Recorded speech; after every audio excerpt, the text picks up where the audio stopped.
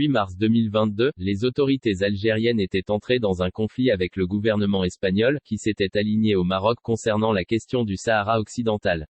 En représailles, les autorités algériennes avaient décidé de geler les opérations de commerce extérieur avec l'Espagne.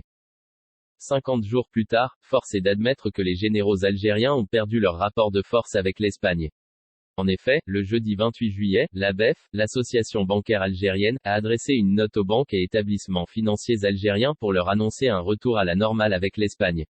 À l'issue de l'évaluation du dispositif relatif au gel du commerce extérieur avec l'Espagne, et, en concertation avec les acteurs concernés du commerce extérieur, les mesures conservatoires citées en objet ne sont plus de mise, a ainsi écrit l'ABEF dans sa note. En d'autres termes, les mesures de gel sur les opérations de commerce extérieur avec l'Espagne sont complètement levées. Selon certaines sources, ce revirement s'explique par les fortes pressions exercées par l'Union européenne, qui aurait menacé Alger de riposter par une batterie de sanctions très sévères qui auraient pu mettre en péril l'approvisionnement de l'Algérie, de plusieurs produits de première nécessité, comme les produits agricoles ou les équipements industriels.